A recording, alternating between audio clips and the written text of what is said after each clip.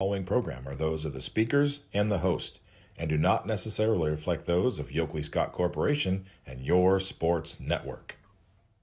Yeah, I've been closer to Jesus before, so can you help me out? Oh, can you help me out?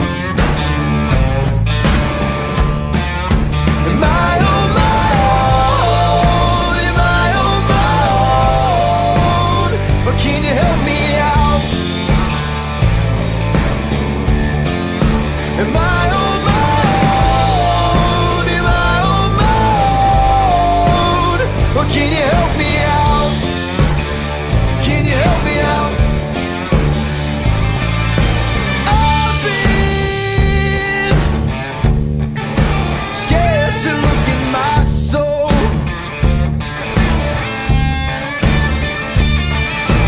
I've been afraid I would follow the road. Yeah, afraid of the things I've been told. Hello, everybody. Welcome inside the Tuesday episode of Running Point on ysnlive.com. Anthony Hartwig with you alongside Ty Bartel. We are whoa, Ty. Hold Stay in your lane. on. We are brought to you by You need to calm down. She said, Brought to you by Greenwood Chevrolet in Austintown, as always. And today we have a very special way to run off the show. We are going to be joined right off the top by Lakeview senior Kylie Imes. Kylie, thank you so much for taking the time to join us today. Thank you for having me. Kylie, first and foremost, I got to talk about this team and the energy you guys are bringing into this season. Being one of the senior leaders, let's talk about the way that junior year ended in that game against Marlington. How have you let that fuel you going into this season? And is that one of the proponents to the hot start so far in this season? Yeah, definitely. I feel like after we left off with that, I feel like our energy was kind of low. And as we kind of got closer in score, I feel like our energy level went up. And I feel like we just learned off of that and started supporting each other more. Can you put into words exactly how hard this team has worked in the offseason and getting ready for this season? I mean, I know we've talked to a couple of your teammates. We've talked to Coach Schick, and he explains how much more serious you're taking this season because of the way last year ended, and you don't want that taste to happen again. So how much work have you guys really put in the offseason? Can you put into words? Yeah, we've been doing, like, during the winter time, we were doing lifting and hitting. And I feel like the freshman coming up this year has put a lot more work in than previous years. So I feel like us as seniors have helped them along with learning new things. And I feel like that has helped with learning as a team. I think every team's one of their goals going into a season is winning their conference first and foremost. It's one of the things you can do in regular season. And Lakeview being a wild card in that conference this year, and you being one of the seniors, what are you kind of saying to the team this year as far as what kind of work needs to be done for you guys to come away with a piece of that conference crown? I mean, I feel like we always need to be energized. Sometimes when our energy gets low, we start striking out or whenever I'm usually the first batter in the lineup, so I make sure I go tell the whole lineup what I saw to make sure that no one else makes those mistakes that I made. Talk about stepping into a leadership role this year as a senior and some of your leadership qualities and what it's been like to bear the responsibilities that a senior leader can bring. I feel like as a senior leader, you're supposed to be the leader of the team, obviously, leading them in what they're supposed to do. I mean, Reagan and I have been playing with each other since we were 10 years old, so I feel like we know how we work and how we feel about our work ethic, so we kind of lean off each other and teach the kids what we've learned. Batting in that leadoff spot too. I mean, a lot of responsibility lays on your shoulders. You're the first one the pitcher has to see, and typically you're one of the last ones that they have to see as well. You'll get 3 times through the order as well. So talk to me a little bit about the responsibility that comes with batting in that leadoff spot and what it kind of takes for you to set that tone for the team. So I feel like as I'm hitting in the first lineup, I just have to see what the pitcher throws and what she's best at. Sometimes as you see her warm up, you kind of see what she struggles with. So at the first batter, because I remember when we played the Struthers pitcher, I saw her rolling the ball in the dirt. I'm like, oh, well, I know what that's going to happen, but, you just have to kind of feed off that and then tell your teammates what you saw. You know, to put as much work into softball as you do and to play it for as long as you gotta have a passion for it. Talk about your softball journey, where the passion for the sport came about, and what made you fall in love with the game. So both my older sisters actually played softball, and my middle sister was supposed to go to college, but after an injury, she couldn't. So I feel like I kind of just picked up the passion, and my dad loves the sport, and my mom does. And they're super supportive behind me, so it helps it me love the sport even more. What's some of the biggest things you've grown in the sport of softball since you first started playing it to now that you're really proud of to see that growth? I feel like my confidence has definitely grown over the years because, having a support system behind you really helps out, and having very good teammates. And I've moved to different travel teams, which have also, each coach has taught me something new each year. So that has really helped me also. Talk about the your memories with Lakeview softball. You've obviously gained a lot of them over the years. What's your favorite memory with this program and this team? So my freshman year, I had surgery, so I wasn't able to play my freshman year, and then sophomore year obviously was cut short because of COVID. So going into my junior year, having all that support from all my team, from just learning new things as a junior, and that being my first year was really hard. So I feel like just the support was my favorite thing. So talk about that too, because that's an interesting dynamic that not a lot of students and not a lot of kids are going to ever experience too, is the fact that you didn't have the freshman sophomore year to kind of to learn to be in that leadership position for like you kind of stepped in and you were an upperclassman last year and now going into senior year. Talk about what that was like, how you kind of battled through the surgery and the COVID years and kind of kept those confidence levels up and kept your focus on the sport. Yeah, so my freshman year, I'd go to most of the practices with the girls and just stay alongside, and I'd win and learn everything that they were doing. And then my sophomore year, we started off with practices and we practiced super hard, so we got to learn just the basics of what our coach expected. And then going into junior year, we all knew what was expected of us, and we had a really good senior to look up to, Oli Kelm. She really helped teach us and lean us which way we should probably go. You know, going through all that, you still found yourself recruited by colleges, and you've made a decision. I don't want to take that moment away from you. So why don't you tell everyone on Ysn and everyone watching where you'll be playing next season? So I'll be playing at West Liberty University in West Virginia. Got to talk about the decision behind that too. What made that decision easy for you, and why the choice? So I made that decision because I first just got an email from a camp that said that I was welcome into that camp. So I went there, and Coach Herb was there, and he was super welcoming, super helpful. It was somebody I could just lean on and learn a lot from. I'm the one that loves coaches who can teach new things and super calm, and he gives off like a family-like vibe. So that's pretty much why I picked that. Let's talk about the being able to come into the senior season knowing where you're going and not having to dealing with the recruiting process, and how much stress that's taken off your shoulders, and how much you think it's making you a better player for this Lakeview team to not have to worry about impressing college coaches and what you're doing out there. You can just go and focus completely on making this team in Lakeview the best it can be. Yeah, so I feel like with the college recruiting process, you kind of learn a lot from just going and meeting with all the coaches. They teach you a lot through all of that. And I feel like now that I'm already recruited, I can just have fun with my friends and teach them the things that I have learned from all the college coaches. What's the excitement and nervous levels right now of going to the next level to continue to play softball? I'm super excited to meet all the girls and learn new things and travel with them. I'm just nervous for moving away from home because I'm super close with my family. All right, so you talked about how the college coach made a good impression on you at West Liberty. Let's talk about your current coach and Coach Schick and what it's been like to be under him and what kind of lessons he's taught you, not just about softball, but about yourself and in life. So my coach, he's also been my coach in travel ball when we were 10. Our families have been always super close, and he's taught me a lot. He's the one that's taught me pretty much how to catch and throw throughout the years. He's taught me all the basics that I've needed to know, and he's pushed me throughout the years. I've asked this question to one of your teammates too, so I'm going to ask it here. Since we all knew everything in middle school, right? What were some of the things that coach would tell you maybe back then that you didn't want to hear back then, but looking back on now, maybe he was right on? In middle school, maybe just to get my head out of my butt and focus more because I wasn't focused enough and wasn't going in the right direction I should have been going in maybe. So he taught me, the lessons. Who have been some of your role models along the way in this big softball journey that you've been playing since you were little? So who are some of the role models that you've had along the way?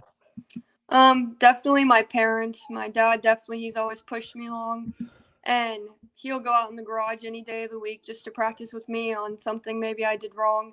My sister Haley, she's been the one that has made me love the sport. She's always there, a support system. And my mom, of course, because she's always the one supporting me. For any other little girls that are interested in going into the Lakeview softball program when they get a little bit older, just talk about that standard that there is for Lakeview softball and what to expect if you want to be a Bulldog. I mean, the standard is pretty high anymore because I feel like as the softball program grows, the hopes are higher, of course. And I feel like as Avery Steiner graduated, I mean, everyone was like, well, Lakeview softball has some collegiate athletes. So I feel like just focus on what you want and just keep growing. Talk about you as a student athlete. You're a student first. What are some of your favorite classes, and who are some teachers in the Lakeview school system that have impacted your journey as well? So I'm taking a couple college classes, and my writing teacher, Miss Wood, has pushed me, and she'll stay after school any day just to help me without any complaint, anything. She's super sweet and super nice. A couple of other teachers, my math teacher, Mr. Shanauer, he's always open to talk. He's always open to listen. So I've had a lot of good teachers along the way. We also want to, of course, give you the chance to shout out your support system, those people that have been there cheering you along on those bleachers every step of the way.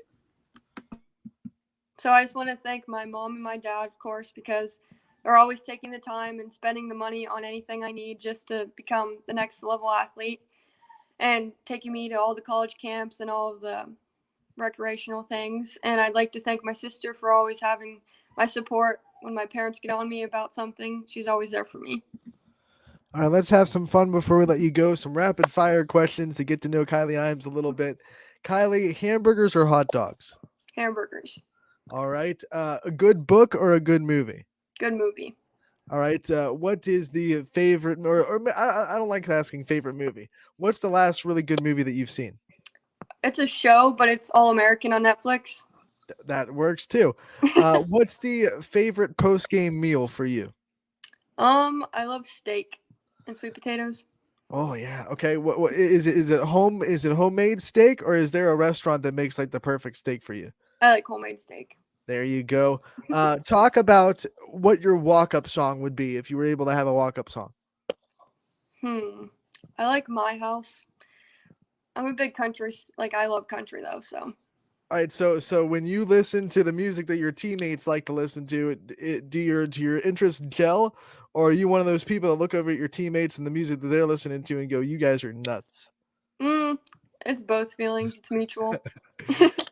Who is the one person on the team, no matter what the situation is, can always make you laugh? Reagan. All right, and who's the best dancer on the team?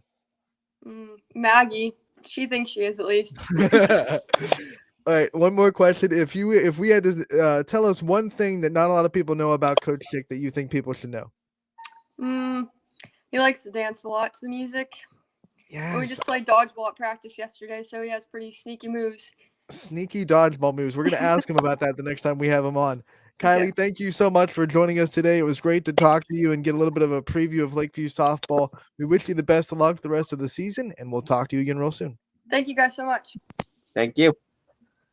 Kylie Imes, the senior leader of Lakeview softball, and she will be continuing her softball career next season at West Liberty. It was a pleasure to have her on. In Lakeview softball, they're off to a very good start. No doubt, no doubt, and to the tune of staying on the power rankings for the second consecutive week. Don't forget, folks, we still have to get those into. We'll be talking about those on today's show as well. So We it'll be absolutely will, Ty. And Lakeview, by the way, will be playing at Columbiana tonight. That's a little bit change in the schedule, but with all these cancellations, field conditions, you got to find somewhere to play. And Lakeview will be playing currently scheduled at Columbiana. Now we look out the window. It's a cloudless day, the sun's shining, and it's going to be warm. But Ty, unfortunately, because of the heavy rain last night, there are still some cancellations to get to because of field conditions. I want to get to a couple of them right off the bat before we get into our recaps of last night. Jackson Milton softball has been postponed against Lowville. It will now be a doubleheader on April 30th that has already been rescheduled. We see that, pulling it up, Champion will now play. This is a scheduled change because of the weather last night, but not a cancellation. Tomorrow they were supposed to play JFK. Now Champion Baseball will play at home against Garfield to make up for last night's game. So those are a couple of schedule changes that we've heard. We're trying to confirm. We see a couple of reports that Howland Canfield softball has been canceled. Trying to confirm that for you before we make it official. But we have definitely seen some reports that one is canceled too. So we'll keep up to date on that. We'll try to keep you guys as up to date as possible. Another one that just came in. Poland is not going to Jefferson tonight in the softball realm. That game has been postponed. So we will continue to stay up to date on all the field conditions and the cancellations and postponements, but we expect to have a lot more games on today than not. Yeah, no doubt, and look forward to it. It should be exciting once we get these games underway, and we look forward to talking more baseball and softball as we can finally talk about the games getting underway. Okay, let's talk. There were two big results last night, Ty. One of them was it's turned into ho-hum at this point. And the other one, a big upset on the baseball diamond. Let's start on the baseball side of things. Lakeview upsets Ursuline at Scene Park 5-3. And Lakeview's 5-0 on the season. I called it. I just want to say I called it. You did. You did. I had a feeling. Here's the thing that I didn't expect. I didn't expect it to be 5-3. I thought if Lakeview was going to win this game, Ty, it would have to be 10-8, something where Lakeview's offense really goes off, because you look at their scores before this Ursuline game, 7-5, 14-11. They were having to score to win games. Their pitching wasn't really finding the groove yet against winless Struthers, things like that. They were trying to. Their offense was winning them games, but they came and Caruso pitched a heck of a game against Ursuline. He gave up 3 runs, which is really good against that lineup. Their offense wasn't like 14 runs clicking on all cylinders, but 5 runs is plenty when your pitching staff is keeping you in the game. It was Lakeview, who hadn't played in about 6 days, going up against Ursuline, who played over the weekend. So I kind of knew that Lakeview was going to have more options to go to in their pitching staff. I think they pitched 4 different arms, and that helped keep this Ursuline lineup in check. I think constantly having to adjust to different arms kind of stifled that Ursuline lineup. I think so as well, and I mean, you did call it. I just thought that Ursuline's talent would suffice for the little bit lull period, but no, Lakeview absolutely took advantage, jumped it early, and were able to add on runs when they needed to. And credit to the Bulldogs for getting a huge win that I think is going to have some implications on power rankings for sure. It could. This is what I want to be, because we got a lot of people messaging us and commenting on the power rankings. Oh, Lakeview should be on. One, I want to remind people that those votes go in the weekend. So Monday's games will be, and all the rest of the games this week will be cataloged into next week's power rankings. So even though the graphic went up after that game went final, the votes weren't cast. The votes were already cast. So Lakeview's win over Ursuline did not go into factor of this week's power rankings. It will go into factor to next week's power rankings. But I've said it before. I'll say it again, Ty, and this is not a knock to Lakeview. I think they're a great team. I think they could be on the power rankings next week. We'll have to see how they do the rest of the week. Baseball is a sport, and so is softball, where you can't be prisoners of the moment, right? So you can't just say one game, 5-3 win. That means Lakeview's better than Ursuline. They should just jump right into the power rankings and be top 5. especially with this sport. I think this sport in baseball and softball is the one where that is the most you can the most prone and the most you cannot be in the prisoner of the moment kind of realm, because you look at the Lakeview's body of work to now, they're 5-0, but they struggled against a Struthers team that hasn't won yet, right? So they're 14-11. They gave up 16 runs in 2 games against winless Struthers. Their pitching staff pitched really well last night, 5-3. I want to see their pitching staff get really consistent and go on a hot streak this week and kind of keep proving that they're this really good team. Because if they pitch like they did last night consistently, everybody better watch out. But at the same time, baseball's so fickle that you can't take one game and say, all right, Lakeview's setting the world on fire now. You get that kind of mixed where I'm trying to go with this. Do you kind of agree? I kind of get what you're saying too. It's going to definitely determine how they're going to play this week. It's going to determine how they get ranked too. But it does also matter that that Ysn suffers a loss to a Lakeview team that is not in there. If anything, it's going to hurt the Irish now. Oh, yeah, you got to take into account that Ysn couldn't throw as many players because they played on Friday and Lakeview hadn't played since Wednesday. So Lakeview had more arms available and probably all their arms available. Ysn couldn't be as strategic on the arms they threw. That kind of goes into it against a really good offense in Lakeview already. You got to look at kind of things like that for baseball because there's a lot of intricacies in the game, especially with baseball because there's that pitch count limit. So 5-3 win, great win for Lakeview. I think their offense is one of the best that we see in YSN. As far as them like being a top 5 team, I want to see more out of their pitching staff. I definitely could see them in the top 10. Yeah, I think they could definitely be in the top 10 easily. That's what I was talking about them getting into the power rankings, especially with the wins they've been able to get to. I think it's been impressive. Let's just see how they do this week too. As long as it's not a disastrous week, I think they're definitely going to get some considerations. We'll later on when we do the power rankings, we'll look at the rest of Lakeview's schedule and see what it looks like this week. Updated schedule because schedules are always changing in baseball, softball. So we'll look at their updated schedule and we'll try to see what the rest of their week looks like and if they have even more opportunities to build that resume. They're undefeated right now at 5-0, so a great start for both Lakeview baseball and softball. We're going to try to get Coach Carson on pretty soon in the next couple of days to talk about this great start for the baseball team because he was a great interview his first time on the show. Yeah, we're excited to talk about it too. And I mean, it's a newer coach, but he's stepping in and doing big things with that Lakeview program and both the baseball and softball team now. Wild cards, I think, for that conference. Something else pretty big happened on the diamond last night, Ty, and it was on the other side of the diamond on the softball realm. Sydney Watts throws her second no-hitter of the season. It was a 15 strikeout in 5 innings performance, which if you do the math, that's every out recorded is a strikeout. She walked 2, gave up no hits, obviously, and no runs.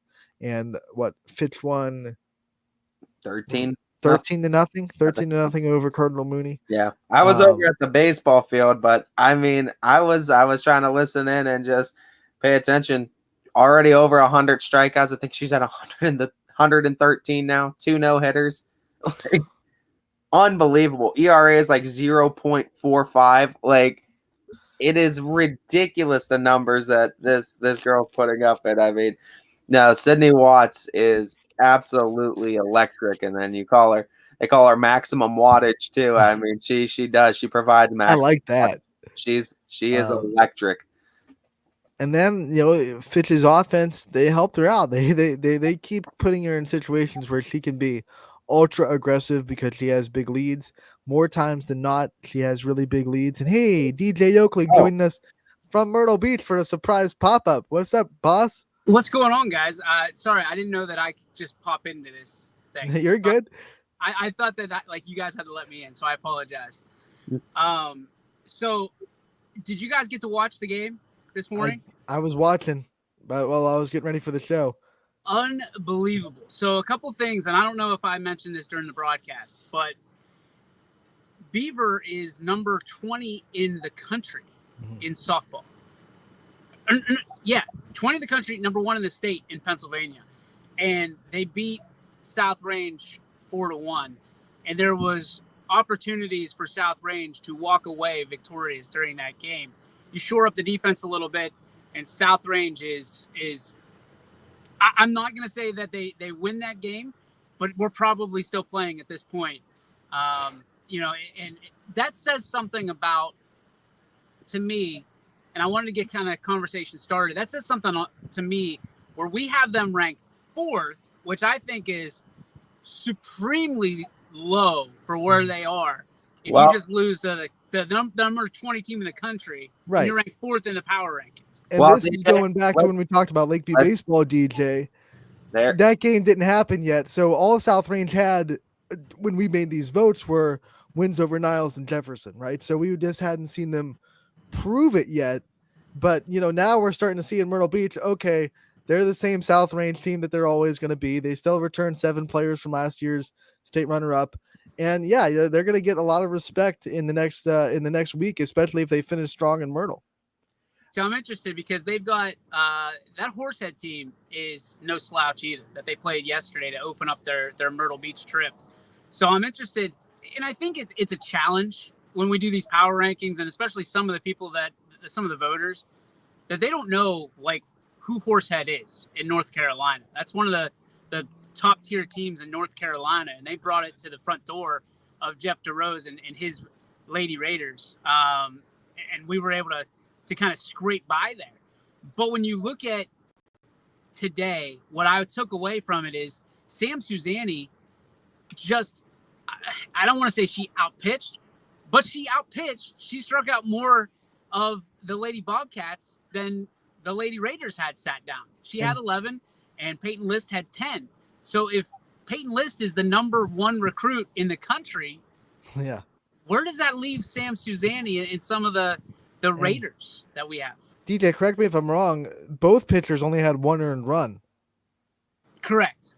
Because So- there was, South Range had 3 errors that really cost them the game. But, it's one of those things where you look, that was a pitcher's duel, Anthony. That's one of the games that you absolutely have to love as a connoisseur of softball, so to speak. And, I loved that your post before the game was watch Peyton List.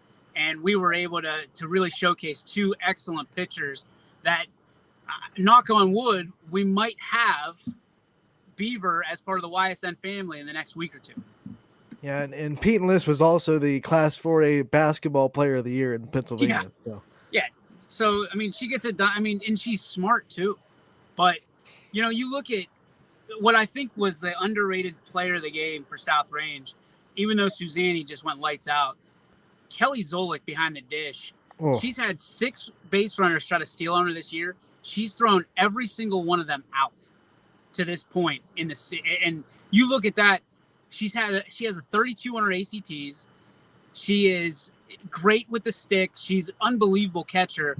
She's being touted as one of the best. Anthony, I forget who you said was the best defensive catcher yesterday. Help me out. I think it's Carson Moore. Okay, so you have Carson Moore. Put Zolik on your radar at least, because the Polish Puma behind the dish is taking care of business for South Range. And I know I'm a little biased on this, but when you look at her, these are not slow base runners trying to get No. and she's throwing them down at second base, no problem. So just impressive to see South Range, play a top team in the country like that. And I think, in the words of my buddy Donnie Riccatelli, we got to put some respect on their name. I think the bid to definitely get into the top 3 has been made too, and I mean, you got to look at it too. South Range did beat Ursuline last year in those regional finals too, so I mean, there's a little bit of beef that I could see being there as well. South Range is definitely playing that monster schedule. We're also going to see teams like Fitch is going to go down in the softball realm to Myrtle to play a tough slate. Canfield's doing it in the baseball realm. So we got to take into consideration too the competition level of these teams that they're going to be playing down there in Myrtle Beach, because it's not slouch teams.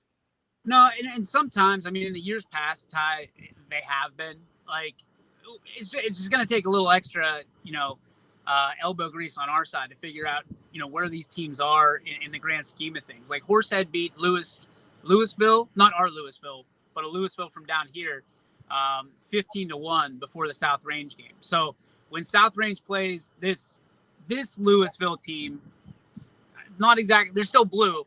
They're not the Louisville blue that we've come accustomed to. It's going to be interesting because I think that's probably going to be one of those games where you have two teams in Horsehead and obviously Beaver that South Range played them tough, won one, lost one. But that Louisville game, you can win, 20-0 or something along those lines. And people are going to roll their eyes and say, okay, South Range is just down there for, a vacation, and they might play a little softball. They might play a little baseball. The reality is at least for Jeff DeRose and Don Farron and that team, they're looking, this is a business trip to them. Mm-hmm. And, they're playing a little bit down here. They're having some nice opportunities to build some bonding and but they're playing some great teams. And this North Myrtle Beach complex just continues to bring in more and more good teams. So good softball is being had, at all points during the day. So kudos to them. And DJ, you can attest to this. Coach Rose has told me multiple times, because this isn't their first trip down there, he always is asking the director there, give us the best you got, right? Like, give us the best teams that you have coming down here so we can test ourselves when we get down to Myrtle Beach.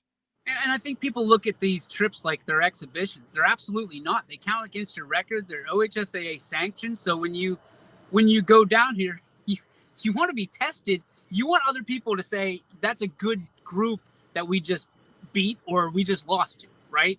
You want, and most of these teams, Salem's going to be down here Thursday and Friday. They've got, I think, 3 games for their boys. So we'll have that on the network as well. I'll be able to get to South Range tonight. The only issue I'm having is the conflict of schedules and times, right. Because like Wednesday, Thursday, and I think Friday, the boys play like in the morning or the early afternoon. So it's one of those things where you want to be able to cover everybody. We just don't have the manpower because we still have to have people back home in case for some reason the sun comes out, like apparently it has today, according to Storm Tracker 21. And you guys get some baseball and softball in. So it's a little bit frustrating, but I was told that the grand Puma, the big cat himself, Mr. Steve Leslie, is going to be coming down next year with me, and we'll be able to double team some of these games.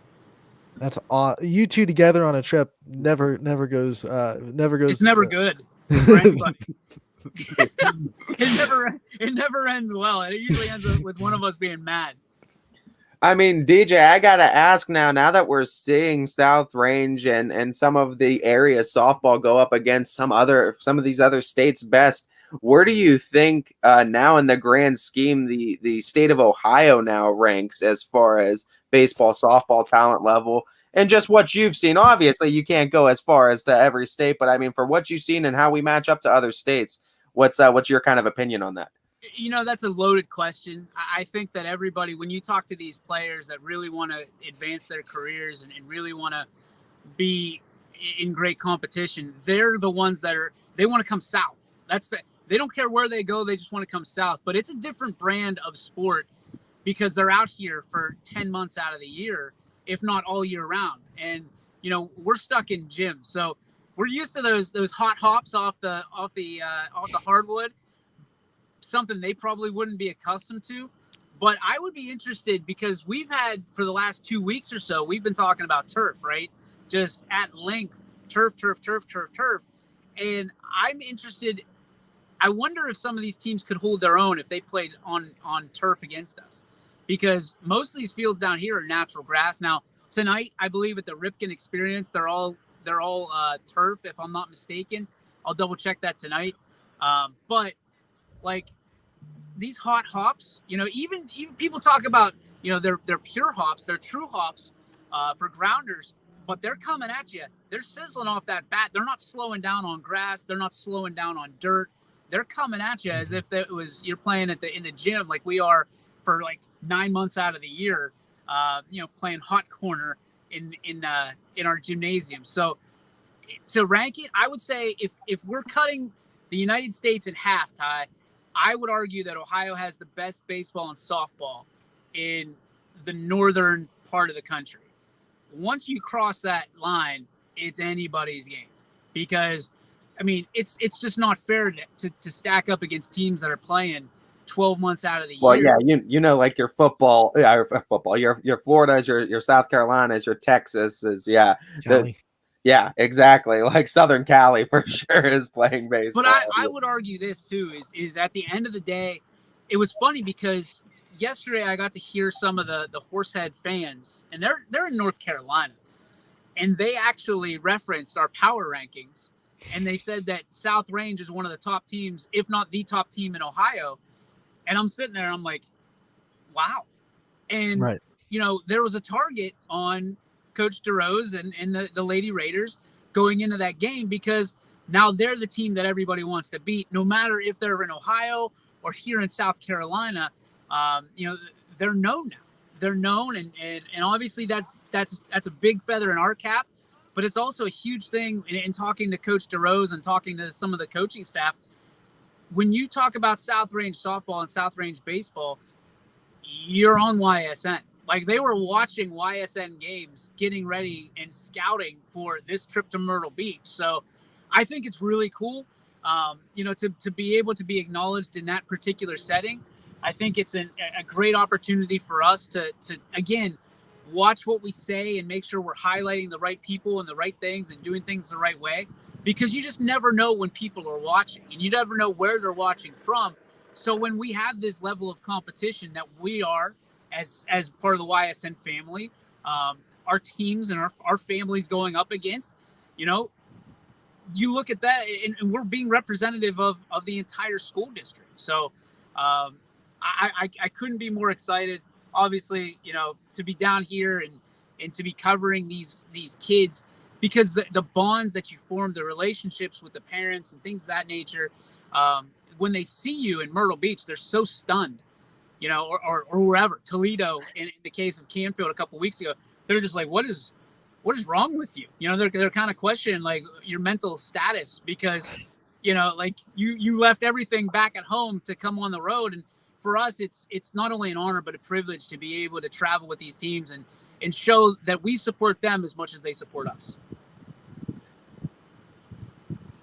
No doubt that this is an exciting trip too. Rank what you think for these teams too, as far as, do you think it's competition level for the field or building chemistry too? Where do you think that kind of that balances out too? Is this more of a team bonding trip, or is it more for the competition that you face on the field? If I'm in charge, and I'm not, it's a team bonding trip. And because you can't win any championships down here, right? So hang on, I got my food here. Thank you. On the delivery here, here on the We running. don't have too many Sonics when it comes to that Ohio. Anthony's jealous right now. You just hit him, you daggered him in the heart. Thank you. What's your name? Ian. There you go. You're on now, man. There you go. Worldwide. Say hi to Worldwide. everybody. Say hi from Myrtle Beach. I'm from Myrtle Beach. There it is. There it is. The legend from Myrtle Beach. I guess I got to pay for my food, huh? Yes. So for me, it's one of those opportunities to really build chemistry for your team. Because like I said, you're not going to win a championship down here. You're just going to get noticed. But, you know, for seniors to be able to kind of take freshmen and sophomores under their arm, under their wing, and lead them, show them how to lead. This is how it needs to be done. You know, because seniors are going to leave. They're going to leave the nest. And what you want to leave is that legacy behind of, we want this to be built so that way we talk about it at YSN, brick by brick. Those seniors are doing the same thing. And if coaches are smart, and they are, because it's not cheap to come down here and take a trip with your entire family and your entire team. They're building these memories so that way, hopefully, you saw it in Salem this year with their regional championship. Whenever there's teams that, you know, they are successful, whether it be this year or 3 years from now, you look back and say, I helped make that. I helped be part of the thread of the fabric to create that championship 3 years ago. And I think that's what South Range has been doing so well. You look at Salem, they're coming down here, like I said. Canfield's coming down here. Boardman's coming down here. You look at these teams, this is more than just a vacation for them. This is an experience. This is an opportunity because, in Canfield's perspective and in mine, Canfield's going to be contending for a state title this year. They've got to take some bumps on the chin now, which we saw they have been, and they got a big win over Hoban. But come down here and compete and try to find the best teams down here in the South and really try to figure out where you measure up on that stick. And hopefully when it comes down to it, at the end of the day, it's one of those situations where you're walking home with a state championship because of what you did down here in Myrtle Beach. And trips like this, DJ, they make you learn about your teammates, things that you'll never learn otherwise because you have to live with them, right? And you're never going to learn more about a person unless you have to live with them. I know one thing is that Donnie Farron snores more than any human being I've ever met in my life. I've heard so many stories about his snoring. You guys didn't get to see the Jeff DeRose birthday celebration last night, did you? We just saw the picture of him with the cake and the. It's not Jeff's birthday at all, but the waitress came over and she was asking just random questions, and I said, hey, it's this guy's birthday tomorrow, but can we celebrate tonight? And I thought she forgot about it, and all of a sudden like 70 people come marching out of the kitchen with a piece of birthday cake and singing, and we South Range was probably 75 to 80 people deep in that one room, and we just exploded that entire restaurant with people celebrating Jeff DeRose's birthday, which is actually like in February. So it was a good time, and those are the kind of things that you'll never forget. Those experiences that you put together, and guys, it's an honor. I hope that everybody at YSN, it's going to be my goal to make sure everybody gets to take that.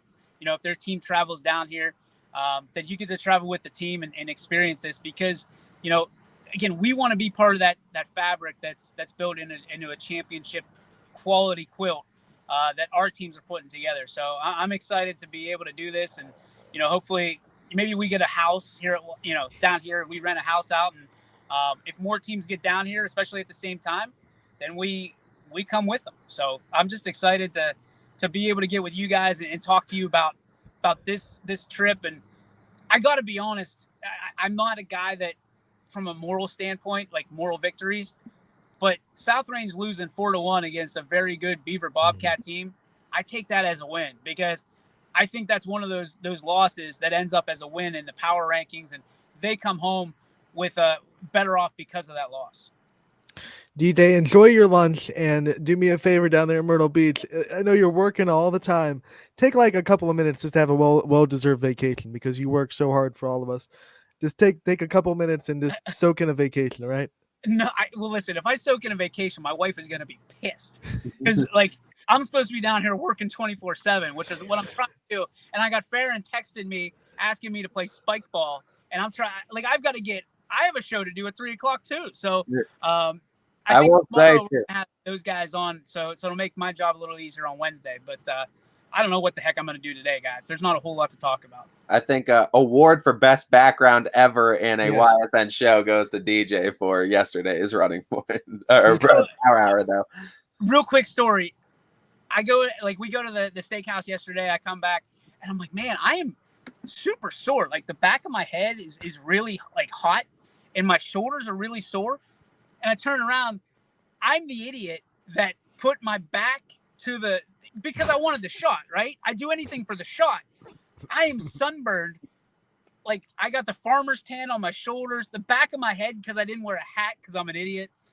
So I got like a half a red head right here. So I look like Red Skull from the Avengers, and on the back of my, I'm an idiot. I'm so dumb. And my wife just rolls her eyes, and you guys, you laugh at me because I don't think of that stuff. I'm like, oh my gosh, that's gonna be cool, because they were playing spike ball right over my left shoulder. And I was like, oh, I'm gonna get them in there. It's a perfect segue, but obviously not. I'm the idiot. I paid for it dearly. So, guys, thanks for letting me invade your show for a little bit. I wanted to pop on and kind of brag about being down here. I know that you guys are fighting the weather up there, so good luck getting it. And Anthony and Ty, thanks for holding everything together. Yep, all right, DJ, you got it. We'll see you later. I can't get out of here. You'd have to remove me. I get you. There All we right. You gotta love impromptu drop-ins from the CEO and the boss man. Yeah, for sure. And I mean, just talking about that, we have to get to our power rankings too. We'll discuss that. But I mean, looking at it, it just goes to show the amount of talent that we have too. Talking about South Range in this area, and prior to we were talking about Fitch, Sydney Watts throwing her second no hitter of the season too. Like the talent we have up here in the north. I mean, it's hard to say, but I got to argue it's one of the best states for it, and we have one of the best regions and best areas. And I've coined her the untouchable Sydney Watts, and for a good reason. Now two no hitters.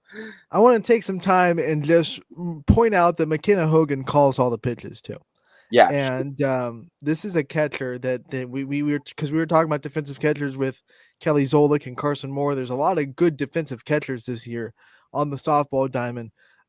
McKenna Hogan, not just good with her defense as far as the blocking and throwing out runners and all that, her ability to manage a pitching staff and call a game, which how many high school coaches trust their catchers enough to let go of the reins and let them call their own pitches? Not even a lot of college coaches let their catchers call a game completely themselves.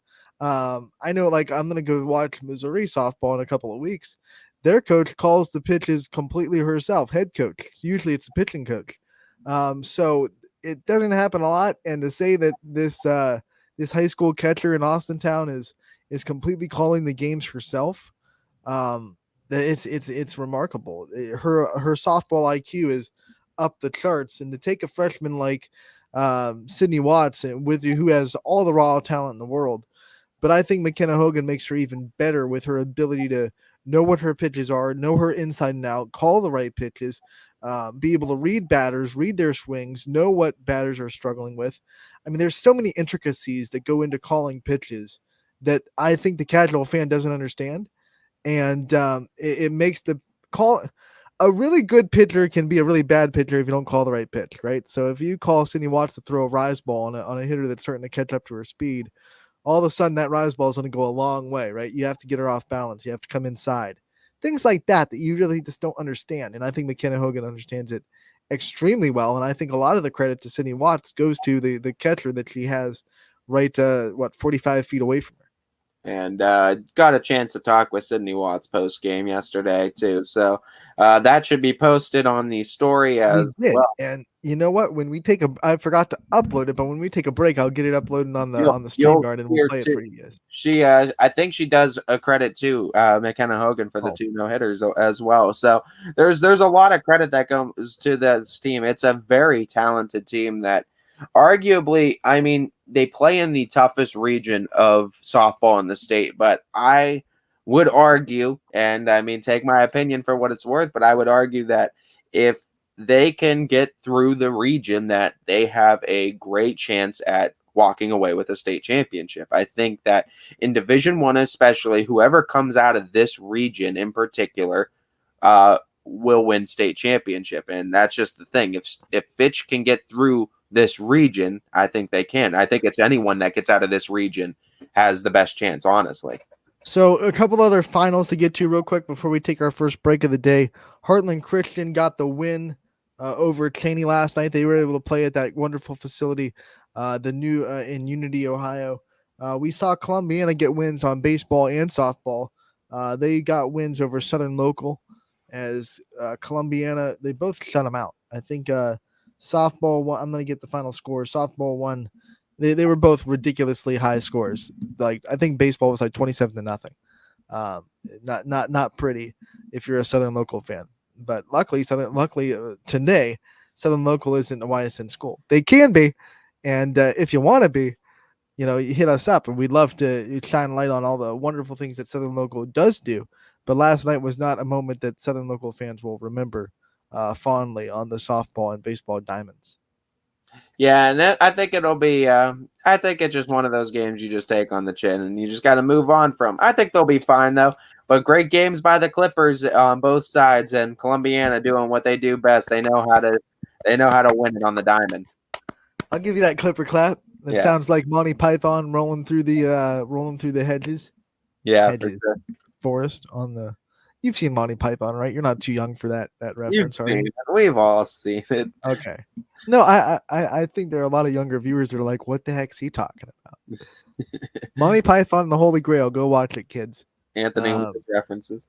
Don't watch anything else that Monty Python does. But the Holy Grail, everything else is like, "Oh, what the heck?" Thumbs up for Anthony on that one. So yeah, okay. We're gonna take our first break of the day. We'll be back on Running Point, brought to you by Greenwood Chevrolet in Austintown. When looking for home design inspiration, don't just be inspired, be Baird inspired. Whether new or remodeling, Baird Brothers has the latest trends like shiplap to refresh your home. Go from inspiration to installation with our wide selection of in-stock American hardwoods. From the rustic charm of antique oak to the warmth of traditional cherry, Baird Brothers has what you need to make your home inspiring.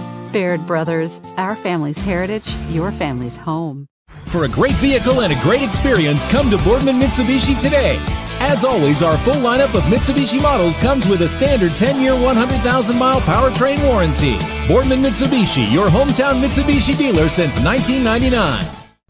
Coca's Pizza, always supporting our community and our local athletes. Stop in on game day or score big and have it delivered right to your door. Check out our daily specials at cocaspizza.com. That's Coca's Pizza, we serve it hot. At Hubbard Chevrolet, Hubbard can help you get the financing you need regardless of your situation. I'm Tony Page, and I've helped thousands of customers in Northeast Ohio and Western Pennsylvania buy a vehicle.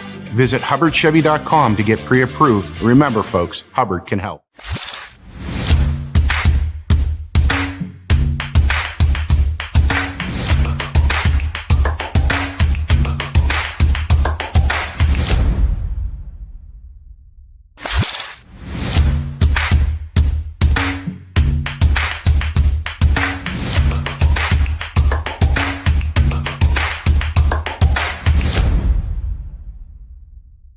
You're not waiting to see what the world has in store for you.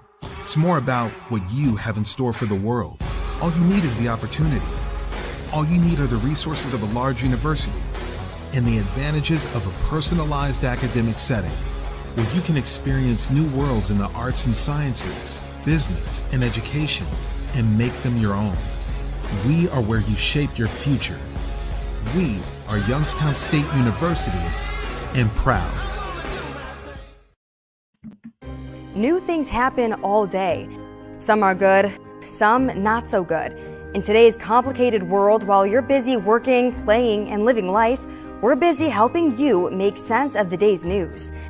And there's only one place where it comes together with clarity, context, and accountability. It's 21 News at 6 with me, Madison Tromler, and Derek Steyer. 21 News at 6. It's what the day's news really means to you. Welcome home to a home made homier with Baird Brothers Fine Hardwoods. Inspiration starts at BairdBrothers.com and is turned into reality when high-quality hardwoods are delivered right to your home. Baird Brothers has the latest design trends, shiplap and skinny lap interior siding, antique oak rustic flooring, and, well, you'll find them all at BairdBrothers.com. Ordered easily, delivered conveniently, enjoyed comfortably. BairdBrothers.com. At Greenwood Chevrolet, shop with confidence knowing we're ready to go the extra mile for you. With the largest selection of used vehicles in the Valley, backed by the Greenwood Advantage Warranty. Every one of our vehicles has undergone our own 126-point inspection, so it passes the most important inspection, yours. No other dealership has the extra inventory, gives you extra for your trade, and goes the extra mile for you. Only at Greenwood Chevrolet. WRS Wealth Advisors, the area's premier wealth and retirement specialists. Located on South Avenue in Boardman. Quality, customer service, and integrity. Those are the four words that have driven our success since 1957 at Joe Dickey Electric. Joe Dickey Electric is one Mahoning Valley landmark business that stays current with the requirements of our customers. Family owned and managed, we are an electrical contractor and energy solutions provider. Every member of our team adds to his or her skill set through ongoing training. Residential, commercial, industrial, automotive, and more. We keep ahead of the needs of our customers with a fleet of more than 50 vehicles and 24/7 emergency service, so you're never left in the dark.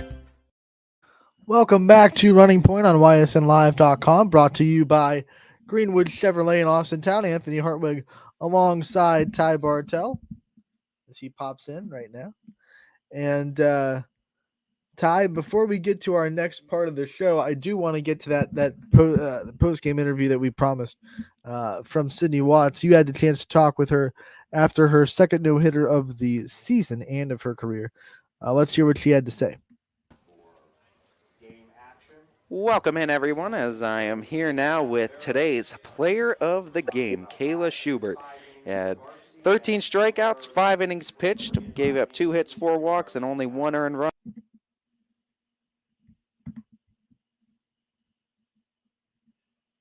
Seeing that paying off, too, for the team. You guys are 9-0 now. I mean, continuing to roll. Final question. Welcome in, everyone, as I am here now with player of the game from the softball side of things, Sydney Watts, who another no-hitter in the season, second one of the year, and it came against Cardinal Mooney, 13-0. I mean, talk to me. One in a season is a pretty special accomplishment, and one in a career is a pretty special accomplishment. Now to get 2 in virtually less than a month apart from each other, where are your emotions riding at right now with everything going on? I couldn't be happier. It's a great feeling. I definitely couldn't have done it without McKenna behind the plate. She's been catching great, framing everything, great blocks. Just, she's doing amazing. Let's talk about the run production that you guys got. Another 13 runs. When you guys are getting that kind of run production too, how much easier does that kind of make your job in the circle than going out there? It really brings my stress levels down, like knowing I have that, like, what's the word? Knowing I have the safety behind me with the runs, I could give up a hit here and there. And having the defense behind me, too, knowing that they're there if the hit is given up, and more than likely they're going to make the out. And talking about that, too, there was a great play in that game against Glen Oak, too, where Allie Foley had to come in and kind of play a little bit hero, too, defensively. And talking about that, going from that game to this game, what do you kind of do to keep yourself composed going into matchup to matchup, knowing that, you know, sometimes it's going to be easy sledding on your end, obviously, as far as the way you're pitching, and other days you might not have your best stuff and you got to kind of have to labor through it? The way I look at it going into the games is to never take anybody lightly, because I could have a bad day, they could be on, they could have a bad day. Like, knowing scores from the day before, I don't like knowing that, because they could, like I said, they could have just had a bad day the day before. Talking with that, too, you also surpassed 100 strikeouts in the season, and that's a phenomenal accomplishment, too. Talk to me just about how proud you are of just your playing so far early in the season and everything you've been able to accomplish in just a short amount of time. I couldn't be happier. Seeing all my hard work pay off is really nice to see, and all the time my dad spent catching me has really paid off. And, I mean, seeing that paying off, too, for the team. You guys are 9-0 now. I mean, continuing to roll. Final question for you, Sid, and then we'll let you go. Just talk to me a little bit about how fun it is to play with this team, because no matter what, if they're at the softball field or the baseball field, I could hear you guys getting loud here at Austintown, too. So just talk to me about the fun you're having with this team to start the season. I'm making a loss of words for the amount of energy that there is in the dugout. Our paddles that we bring to the game, Coach Ward hates them, but I feel like those really bring up the energy in the dugout. Ayla's walk-up song, and just how close we are outside of the dugout is also a big role in it. And being able to joke. Like, everybody is able to take a joke in the dugout, so, like, the other day when I was messing around with my bat, they all got on me for that. I like that. The kind of camaraderie between the team. A lot of people and a lot of players on this team have mentioned Ayla's walk-up song, too, and I can understand that motivating some people. These paddles, though, what is this story with these paddles in this dugout? Because I'm hearing these paddles get brought up. Found them in the gym one day and just brought it to the game, and it's just like a good luck charm now. Now they're the softball team's paddles now. I got to ask, too, before we let you go, who's the loudest one in that dugout? Because we have votes all around. Kayla Schubert. Kayla Schubert, the loudest one, too. You could see her player of the game interview also on ysnlive.com. But your player of the game, hey, throw a second no-hitter in less than a month, and that'll get it for you. Sydney Watts, the Falcon freshman superstar, continuing to roll. Sid, thank you so much. Thank you.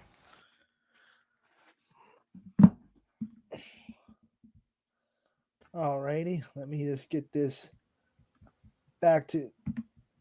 Ooh, Getting better with every performance that she pitches. Getting better. Anthony's not getting better with every performance. Anthony's getting worse.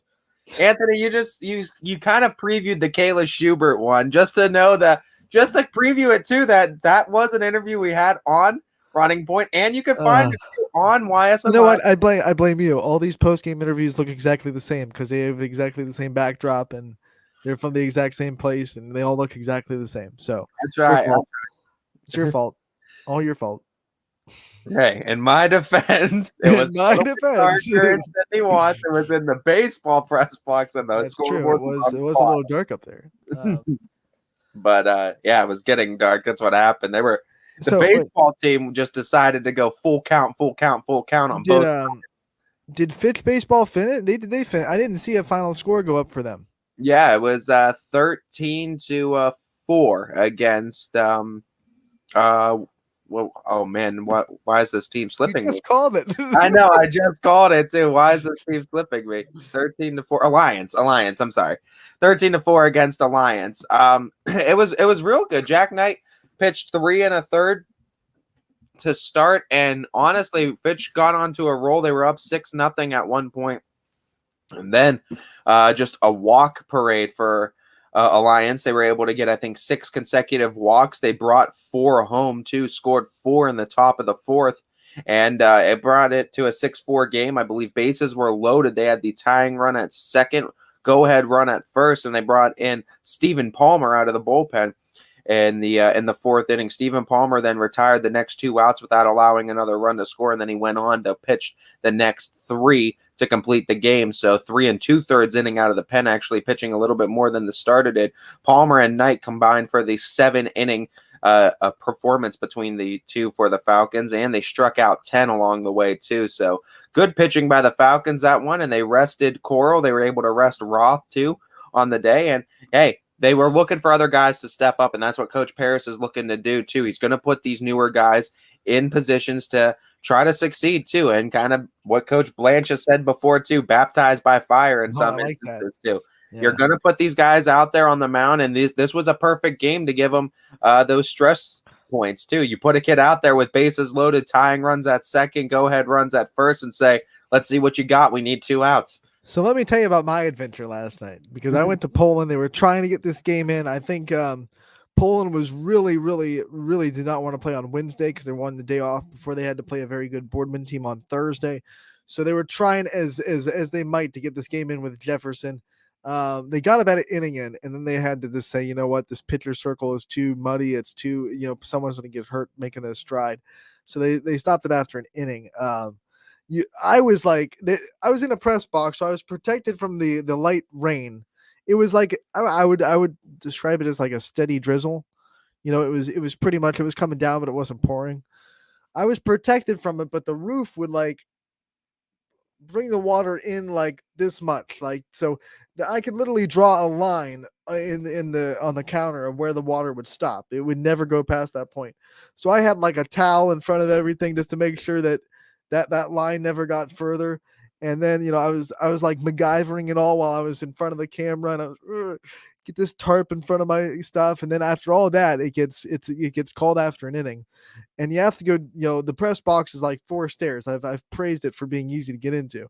Well, it's not easy when the wood's wet. So I'm going down these stairs and my foot goes whoop, and Anthony and his butt go down these muddy stairs, and the feet go into this like mud pool at the bottom of the stairs, and my shoes looked like they were just dipped in mud, and my mom wasn't too happy that I had to go into the car after all that. It's just a wild adventure in Poland, and they got an inning in. Poland led 2-0. So I don't know if they're going to continue it or to start again. It's canceled tonight at Jefferson, so we'll see how that series ends up going. Yes, to answer your question, Quinn. Yes. He's just resorted to asking me on the show, and that's fine. Well, you won't answer his text messages, Ty. Not on the show. I'm not going to. Throw it in the comment section. Yes. Fitch's softball is playing Tesla, which we just got a confirmation from Ty that he will be doing that game. Yep. What's this next one? Did another comment pop up? Yep, it's just Quinn. You're welcome, Quinn. That means, see, I was texting Quinn during our break because the Howland can't do the Howland game was moved to McCoon Park and then canceled, so it is not happening tonight on softball. And I was like, is Ty going to Fitch? Ty is going to Fitch. So Anthony finds a new place. Anthony was waiting in the wind. Anthony was like begging for his first chance to see Sydney Watts live, but Ty just pulled that under the rug. So Anthony's going to go to Columbiana and see the Clippers host Lakeview. Anthony, I'm gonna give you. I'll give you a game here to see Sydney Watts too. I will. I won't hog all of it too. No, you take it. You need a game. No, there. I'm then not we can get giving you 2 this games. game. No one said you're getting this game, but you will get a game this season. You'll get in to see. You have to see her though. Ty will. He'll let me get more in art years ago. Played them. Now there's some games too. I think if you want to talk Columbia, I told you I want the Boardman game, so that's what we're gonna do. That's not what we're gonna do. I don't care who you want, man. That is not what we're gonna do.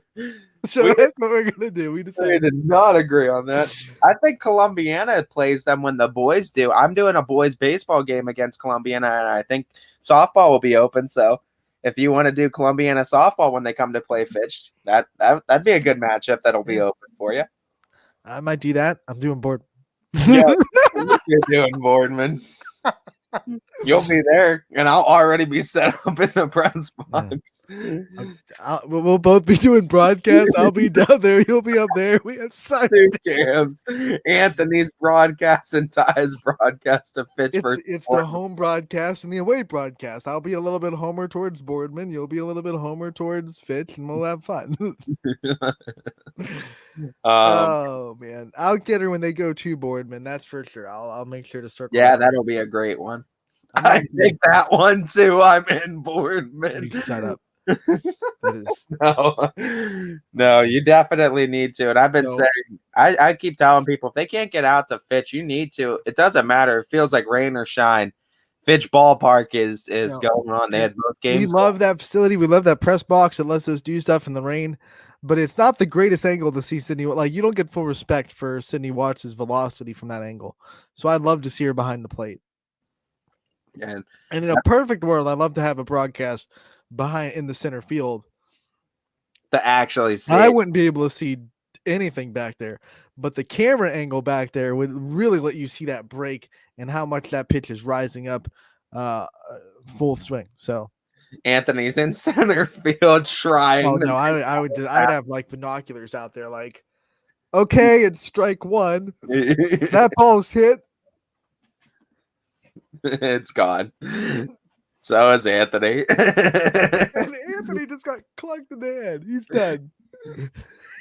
No, that would be me in center field. But I will be at Columbiana tonight for the Clippers hosting Lakeview.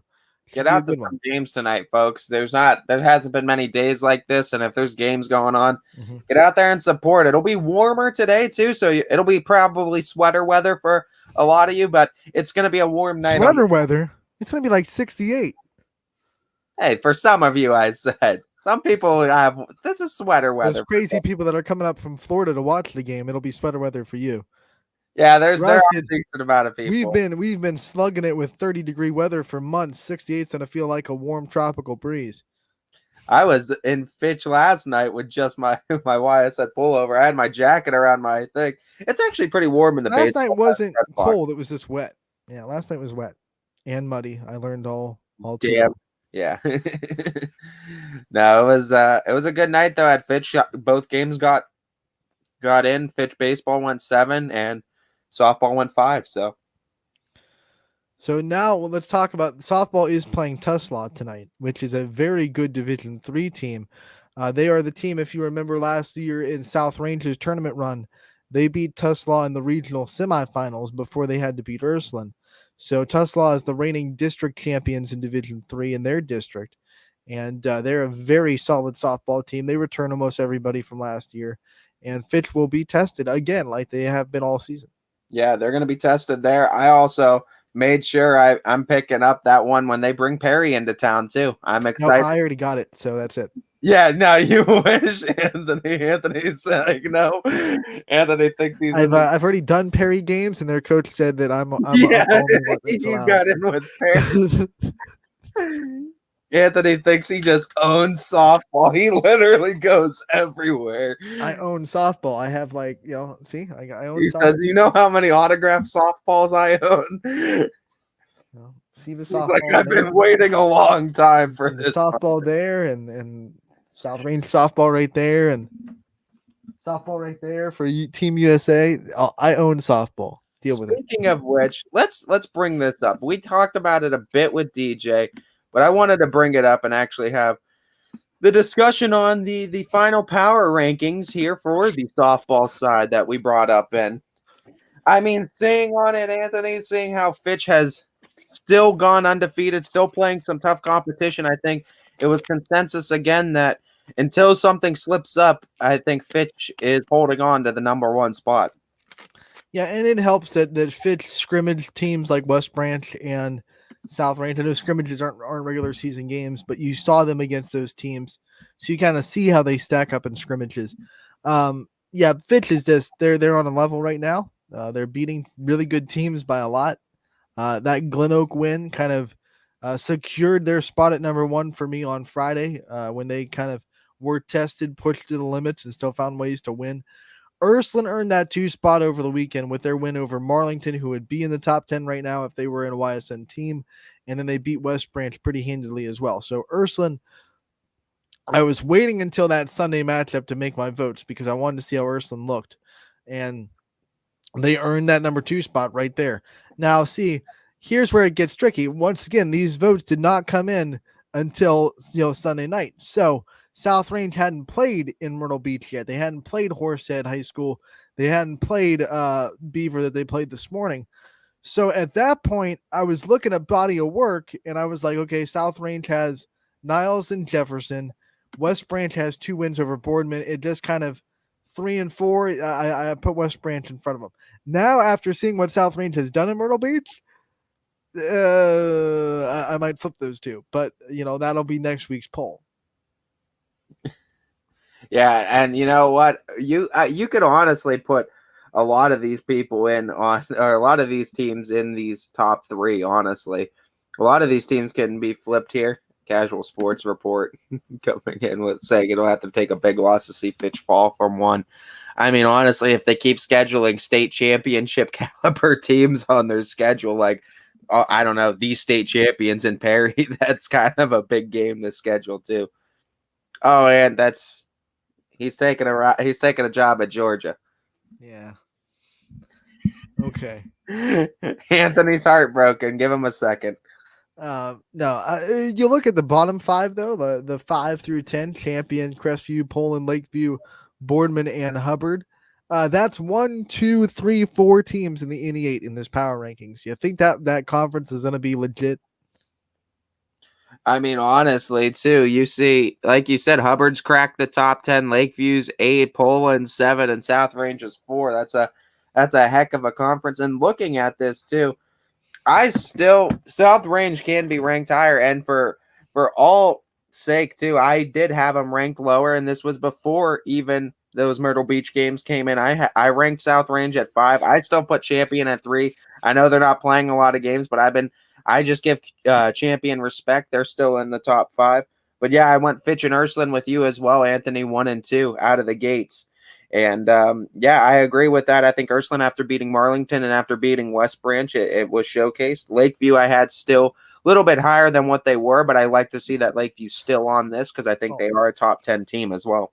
Let's talk about Lakeview and Hubbard real quick on my take, because I actually had Hubbard. I didn't want to put 4 NE8 teams in the power rankings. I felt like that was I was being a little bit too. I was like, oh, do I do that? Is that okay? Is that sanctioned? So I put Hubbard in still over Lakeview, and in my opinion, my humble opinion, and you take it for what it's worth because these aren't supposed to be personal. I still rank Hubbard above Lakeview right now in the NE8 structure because of the fact they have a Division One pitcher in the circle that is lights out, very good. I would put her in the top 3 or 4 in the Ysn family as far as pitchers that we have in Haley Croyle. Gonna play at Akron next year. Got a lot of velocity. Got a good off speed. Got good movement. So hey, I think Hubbard's pitching is gonna put them ahead of Lakeview when it's all said and done. I can't wait for that matchup. I can't wait for these NE8 matchups because we haven't seen South Range play Lakeview, Hubbard, or Poland yet, and we haven't seen Poland play Lakeview, South Range, or Hubbard yet. I mean, we've seen all these teams play the lower tier of the NE8 so far. So when they start to square up with each other pretty soon, that's when a lot of these teams are going to separate themselves. To be honest with you, too, the top 9 teams, not exactly where I ranked them, but they were all in my top 9 rankings. The only one that wasn't is Hubbard. For me, Hubbard's more of like a 12 or a 13 for me. I put United at 10. United's right there. United's right there. And man, I see. I would right now, and I don't think I even did, but now you second guess yourself, and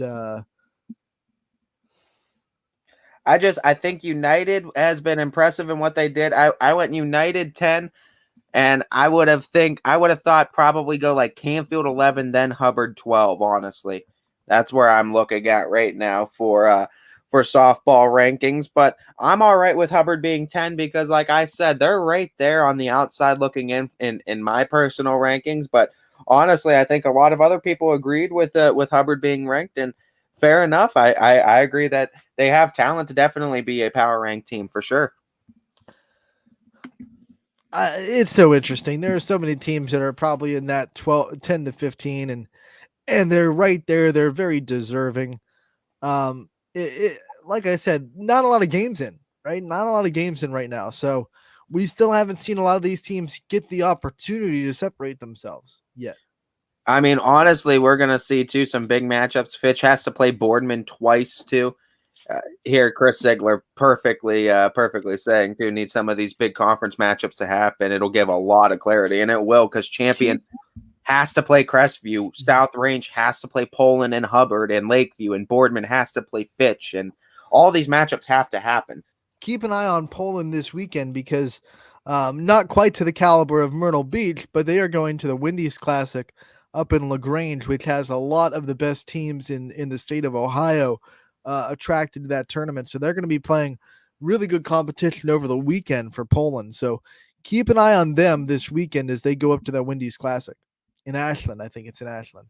Yeah, that'll be fun for sure. And I mean, Chris Ziegler's right. And once a lot of these conference games do happen, a lot of these teams are in the same conference too. You're seeing NE8, AAC, MVAC, Gray, and then the EBC making a little bit of an appearance, and the Steel Valley in that top 3 as well. So a little bit of representation from all angles right now, but I think this is a pretty good list. I think you have another AAC team in Canfield looking in. I think the EOAC with United's looking in. I think Lisbon would be in the top 15, honestly, if we're talking some softball in the EOAC as well. Who? Lisbon? I think Columbiana would be in front of them. Columbiana would be. I said top 15 though. So you would put United, Columbiana, and Lisbon all in the top 15. I don't know because you'd also have to put Mineral Ridge, I think, in there as well. From I think Charlotte side of MVC. Below for me, in the outside looking in right now, you got Garfield's still right there. I think they have a lot of talent. We haven't been able to see it yet because their games keep getting canceled. I would put Mineral Ridge in that little tier. Do you think Mineral Ridge is a favorite on the Scarlet side? I don't know if I've asked you this. I do. I would have them as a favorite. I think Matty Wylonen is probably the front runner for Player of the Year in the MVAC Scarlet tier for Mineral Ridge, and they have quality pitching and a pretty good lineup. So I would put them as in the top of that Scarlet tier. And then it would be them in Springfield probably coming down to those two. Yeah, it'll be interesting too. I haven't even seen a whole lot of Waterloo softball, but I've heard that there's supposed to be a decent one. I don't know if they're Yeah, going to be a they wild had card. they had Springfield by the tail. Like they had them dead to rights, and Springfield came back from a 9-3 deficit and got the win over Waterloo. That was like last week. Feels like it was the last game played, which it probably was for those two teams. But um, yeah, Waterloo's good. I don't know if they can finish games and get wins over Middle Ridge and Springfield, but Waterloo's in that tier for sure in the Who are MVA. give me your top 3 teams that you think that are in the hot seat on the outside looking in that can get into the list? And 3 teams. Do you think it's 8, 9, and 10 that are most at risk of getting dropped from the list? Hot seat this week when I look at their schedule. I believe it or not, I think Poland's on the hot seat sitting at 7, and they play a really tough weekend against teams that a lot of people don't know. So I think our voters might see them if they lose 2 games this weekend, they might just automatically pop out of there without knowing who they're playing. I think there are some teams with the schedule they play. If they lose, they're not going to be very kind. You know, like if Crestview loses in the MVAC to anyone outside of champion, they're gonna get knocked. You know, they're gonna get knocked. It's same thing for champion. If they lose to anyone, and I would say if they lose to Crestview because of the prestige they have, if they lose the MVAC series, they might be, you know, immediately out of there, which is silly to think about champion, but they have such that high order. If anyone sees like that chink in champion's armor, they're gonna be like, well, you know, get out of here. So I think there are some teams that with their schedule are in the danger spot if they lose games because they're not playing the teams that everyone else is playing. And then Boardman, they're sitting at 9. They're almost there. They've been real so up and down. You know, they've beaten Aurora. They split with Aurora.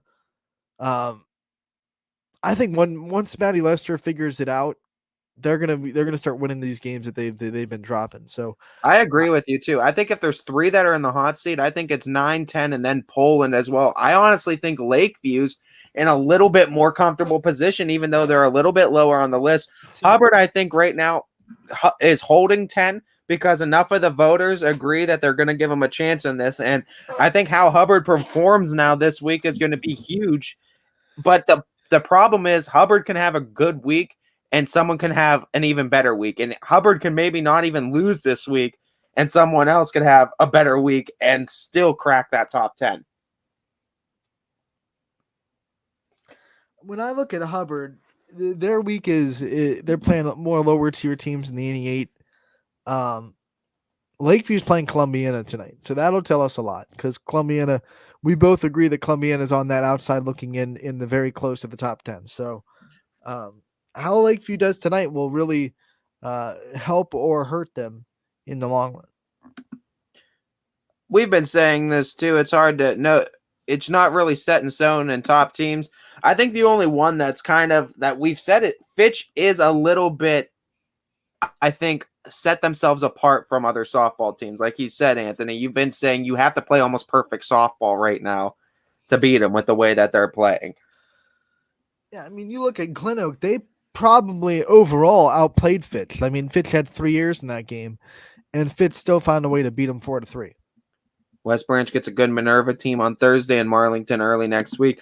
And this is going to be huge because West Branch already has to have a good week because South Range having a good showing against some of the nation's best. The weather this weekend hurt West Branch's schedule because they were supposed to play Perry and Howland along with Ursuline. So they lost those 2 games, which are 2 quality wins that they would have had if they would have gotten the wins. So, you know, sometimes this weather with these non-conference games, they're going to hurt your schedule because you lose those games and you don't get them back. West Branch versus Hubbard on the 22nd. That's a big one too. And there's a game too, Hubbard, where even if Hubbard say they fall out after for week 3, you win that game. That's perfect way to get back in it for week 4. I can't wait until these conference games start, like the real big, like South Range Poland, South Range Lakeview, Lakeview Hubbard, Lakeview Poland. Those series, like Chris said in the comments a little bit ago, those series are going to get some of those teams out of there and get some other teams some chances to get in. But right now it's so clustered with all these NE8 teams that haven't really played each other yet, and they've just been impressive non-conference. So they're Here's kind an of interesting bundled together. question before we move on to the boys. Out of this top 10 team, reasonably, how many of these teams do you think have a great shot at making a run to I don't want to say state, we could say state semis, but we could also say regionals. We You could want to say regionals, like get out of their district? get out of their district, go to go to regionals. I mean, like 1, 2, 3, 4, 5. It's hard because, like, South Range, Ursuline, Columbia, South Range, Ursuline, Champion, and Crestview are all going to be in that same super district, so they're going to probably have to deal with each other. Is it possible we could see it? We could see any one of those 4 teams in a regional final, though. Again, correct? Yeah, if they all avoid each other, it'd be really hard to all avoid each other. You're probably going to have to see a matchup between one of those 4 in a district championship. Well, what I'm saying is it possible that for a regional final we can get a champion South Range, champion Ursuline, Crestview, Ursuline, just like last year? That is absolutely possible. any one of those 4 teams can be shuffled in. 2 of those 4 teams can be shuffled in as a regional final. And The only ones that I would say would struggle to get out of a district because of how tough the district is right now, just on what I've seen, I think Lakeview will still have a hard road ahead of them. So will Boardman in Division 1. And I think Fitch is obviously your best shot at Division 1 of getting to a region. Yes. I really do. Boardman, you look here, there are no Division 4 teams on this list. Yeah, D3 will cannibalize themselves.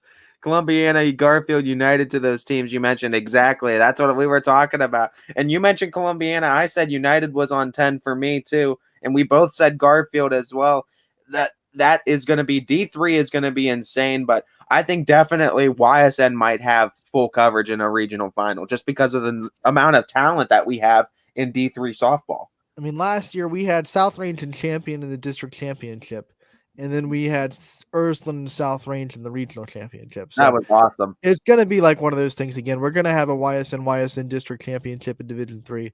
And we're going to probably have a YSN matchup in the regional final. So D1's obviously Fitch. I mean, we have plenty of teams in D3. Who are you thinking D2 on here, Ant?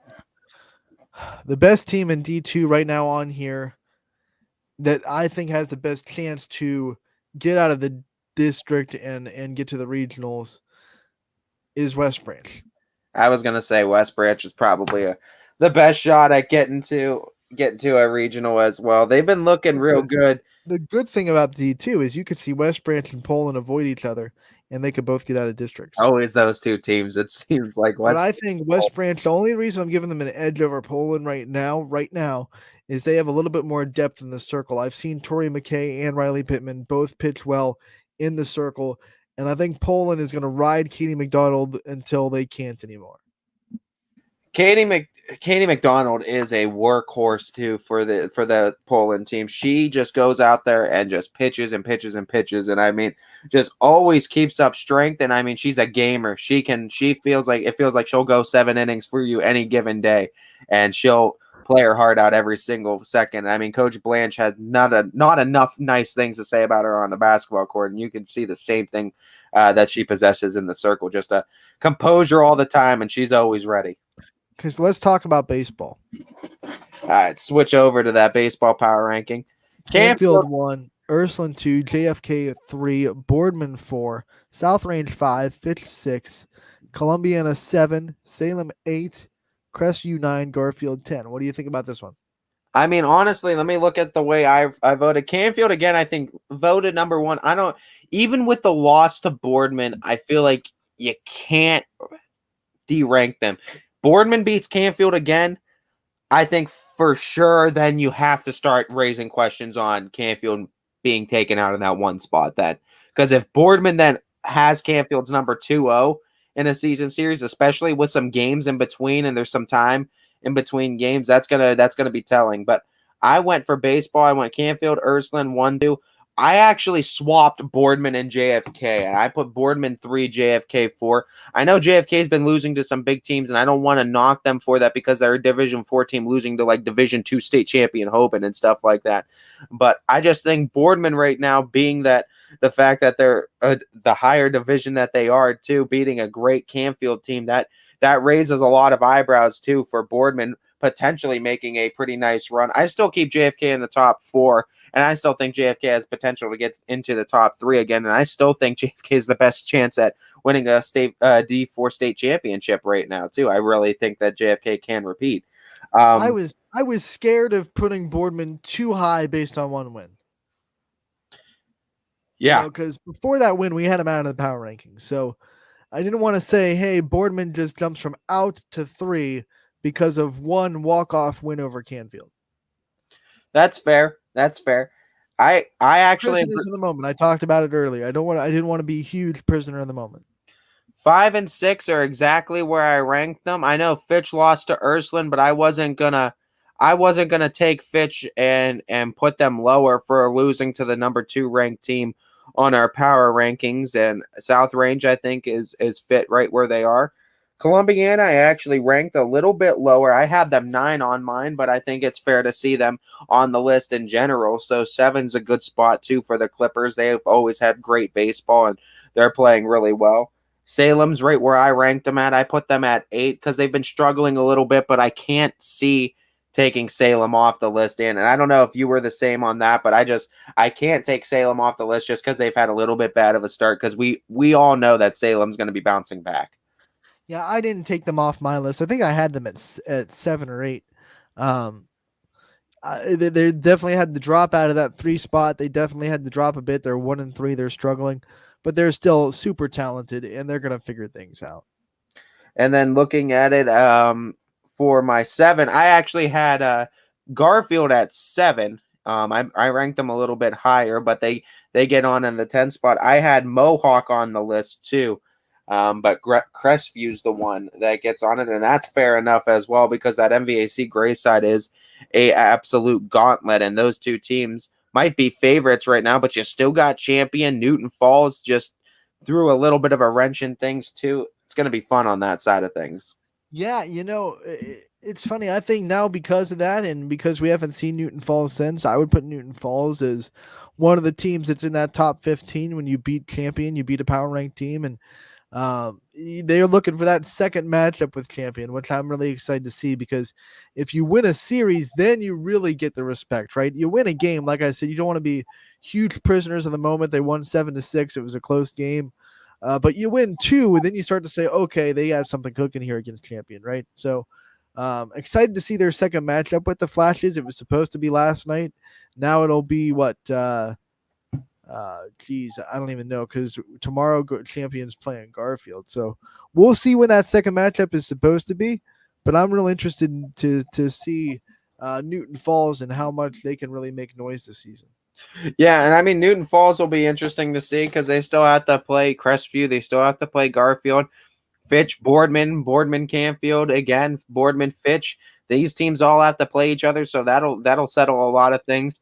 To this point too, I mean, Mooney's in that, I think, that kind of top 15 range. It's just, who do you take off then?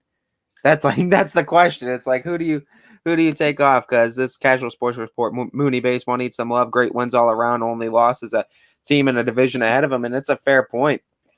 But it's so hard. I mean, you can make a case maybe for Salem to take them off, but yeah, I mean, it'd be a point too where Mooney has to hold that spot. Mooney does have to play Ursuline. That's going to be some telling games. I think I had Mooney in my vote. I want to go see real quick. I'm pretty sure. I, for full transparency, did not have Mooney in my top 10. I put Mooney at 8. Yeah, you did have Mooney at 8. Which one did you have off on here? Crestview, then. So you and I both had Crestview off. Yeah, and I had Columbiana at 10. They're sitting at 7. I had Columbiana a bit lower as well, but hey, now, after seeing their pitching, and it's continuing to shut people down in their pitching staff with Pluska, and Eusebio has a no-hitter. Their pitching staff starting to get real deep, and it's not just, I came into the season knowing that Zach Pluska was going to be a great pitcher on the mound, but I didn't know who the next guy was going to be. And now their pitching staff is showing solid depth on the mound. So I think Columbiana, they're earning some respect. I mean, their pitching performance last night against Southern was strong, and they have more opportunities to really improve their pitching caliber. Might be the best pitching staff that we see in Division 3 or 4. I think they're 4. Yep, and that's right. The Mooney Ursuline game is going on tomorrow, providing that the weather is going on, and that'll be a telling game. And how I'm sick of saying that. Yeah, I know.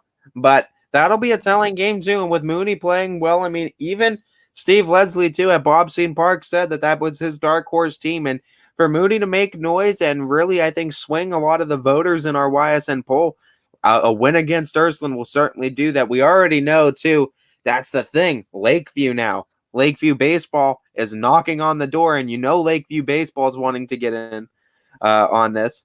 This is going to be something, and it's going to be interesting to see because you got Lakeview that's going to want to break this top 10.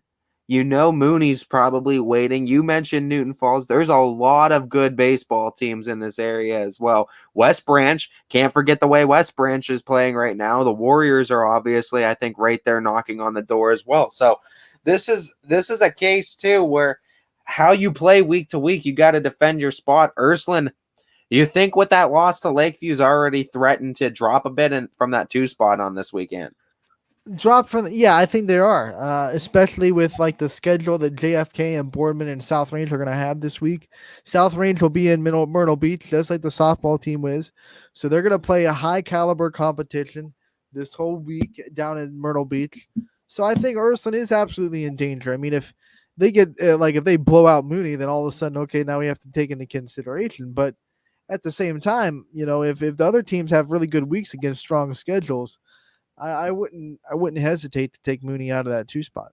Chris Ziegler, too, mentioning Columbiana versus Ursuline tonight. That's going to be a huge game, like we mentioned. That's 7 versus 2 as it stands, and 2 spot is already in jeopardy, I think, for Ursuline. If Columbiana beats Ursuline, I think it all but drops Ursuline. I don't think it takes them off the list, but you got to figure that drops them below the top 5. Here's something to think about, Ty.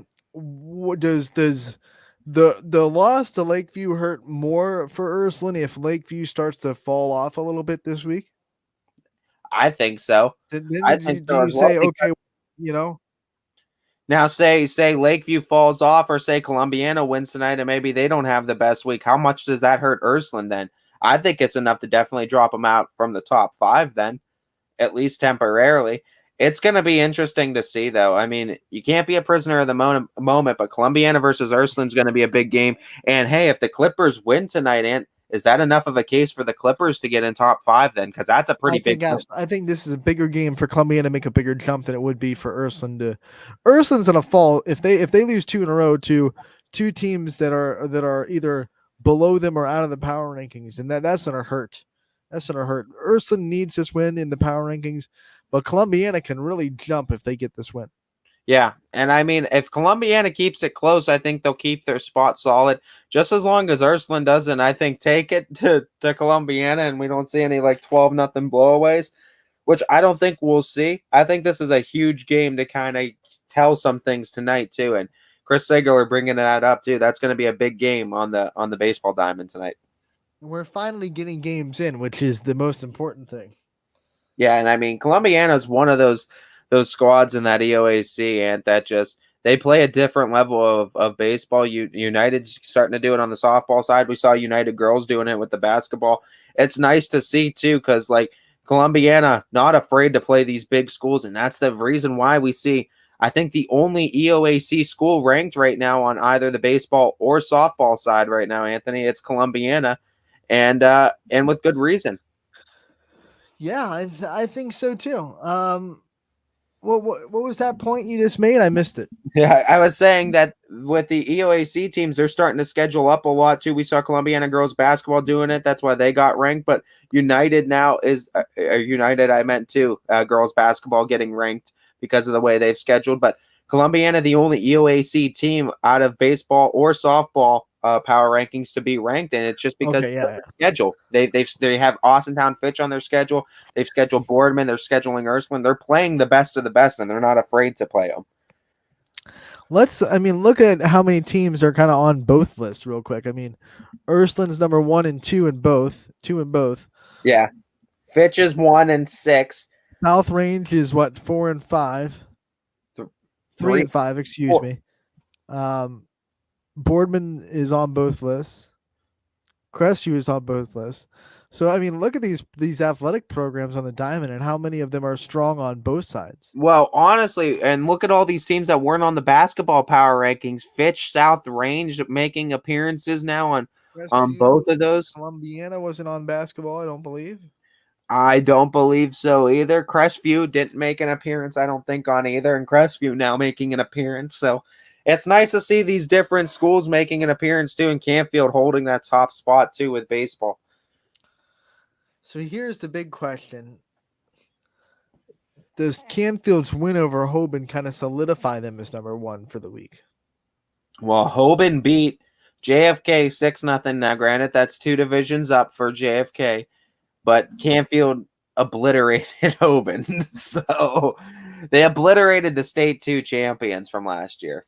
But like always in baseball, you got to look at what pitchers Hoban was able to pitch. Were they throwing their ace? Were they throwing their 3 guy because they already played games? Where was Canfield in their pitching rotation? I think that's important. Like I said with the Ursuline game last night, not taking anything away from Lakeview. Big win, great offense. I think they're one of the best offenses we see. But Ursuline had a lot less things they could do with their pitching staff because Lakeview hadn't played in 6 days. So they had their entire bullpen at their disposal, and Ursuline, of course, did not. I think the biggest thing to note, though, is only 1 hit Hoban was able to manufacture. That doesn't matter. I mean, that's the thing. I don't think it was Landon Cheese that was on, too. And that would be, you would say, the ace for this Canfield squad, even though it feels like they have 3. But that's the thing, is they have how many 2 no-hitters now on the season? Plus now they've 1 hit the state 2 Division 2 state champions. Like, what else are you asking from a Canfield squad as far as like the talent that they've put together? This is a team that's going to be contending, and I think that if you want to look at this list and we want to play that same game as far as like regional finalists, we can even go state champions. I think JFK is going to be in a state semi. I think they have a great chance of being state semi for D4, but I'll put them in the regionals for sure. I think Canfield for sure has a great chance of going to the state semi, but I'll definitely say that they're going to at least a regional, I would say. South Range in Division 3. I still want to put Salem in there. Salem's going to be right in there. Yeah, Salem's the one that beat Canfield from a year ago too. You can't forget about that, and that's going to be huge. Carson Rhodes is going to be leading things there. They're going to figure things out. They want to be looked at as an underdog. Don't give Salem that chip on their shoulder, because that's exactly what they want. Crestview always seems like they're biting at the heels of that district too. They're always in the conversation. They're always kind of in that district semifinal. So I'll put Crestview as a team that has a chance to get out of a district. What are you looking at for each division? Which ones do you think have best odds on this list? I think like softball, just because we have the most abundance of talent in the division, I think it's Division 3. I mean, you look at Division 3 just on this list, you have Ursuline, South Range, Crestview, and Garfield, and I believe Columbiana is Division 4 in baseball, but I wasn't sure about that. That's what I was going to ask. Is Columbiana 3 or 4? They're one of those two, because I was going to ask what path they have to take to make some noise. But so you have 4, maybe 5 Division 3 teams in this power ranking. And like Chris Ziegler said, Clippers have only given up 2 runs this year so far. This is a Columbiana team that I think is a wild card. We were talking dark horse teams that can make a run too. I mean, it's hard to call them a dark horse because they're on the top 10 ranking, but I think Columbiana, when all's said and done in the tournament, watch out for the Clippers. I think being on this power ranking, you can still be a dark horse for like a regional champion, because I think, you look at this list and you say, okay, anyone outside of the top 5 probably isn't making a regional. That's what the consideration is. But so if you're below that top 5 and you make a regional, then you open some people's eyes. For sure. And I think a lot of these teams are just, I mean, like we said, super talented in this region and just super talented in this area, no doubt. Very interesting, Ty. But I think we've about it for days. We could, but we don't have days. We have to get to our picks for tonight, because we finally, oh my gosh, our background changed. It is not. That is incorrect at all. Let's get it back to our diamond. I don't know how that happened. All right, we're good. Yeah. Back to the running point because we are sponsored by Greenwood Chevrolet in Austintown, and we love our sponsorship with them. So we go to our pick segment, Ty, and we have a lot of games getting in tonight. Some games canceled because of field conditions, unfortunately, with the weather of yesterday, but most games getting in. And like always, I think I won the night last night because I think Lakeview and Ursuline is the only game that we split on that happened. Yeah, So and I'll take 2 points. And that ties us back up until we figure out that other day too. Yeah, we'll do that eventually. Yeah, we're gonna check that tape on it. We have the day we need to look at. We just have to check the tape. All right. But So right now it's 31-31. baseball, Jackson Milton at Lowville on scene 1, 5 o'clock first pitch. Eric Hughes on the call. Ty, I will take this first pick, and I will take Lowville to get the win. This is baseball. Baseball. Yeah, I'll go Lowville as well. All right, we go to the next pick, and this is once again staying with baseball. As always, we'll start with baseball and then move our way down to softball. We have Gerard going to Struthers on scene 3, 5 p.m. first pitch, and it will be Matt Mayer on the call at scene 3, 5 o'clock first pitch. I'll go ahead and take the Wildcats. Struthers is struggling right now. They haven't had a win on the season. Trying to remedy that. I think Gerard's a good opportunity. I'll go with Struthers. We go on to the next one. It is Maslin at Louisville, Maslin, Washington, I assume. 5 o'clock first pitch. Rob Roberts on the call. And what do you think? I'm going to take the Leopards. Yeah, I'll take the Leopards. Rock the banner. All right, we go to Poland baseball, still making the trip to Jefferson. Reminder that the softball game at Jefferson between the Bulldogs and the Falcons has been postponed.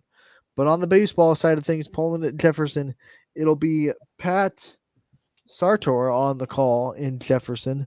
Who you got? 5 o'clock first pitch. Give me the Falcons. Really? Why not? I'll go Jefferson. I'll take a chance. I'll split right with you. Give me Poland. Mark that down. Mark that down. Thanks for the points. Oh, wow. You're going to feel like a real ass if that comes back to bite you. I will.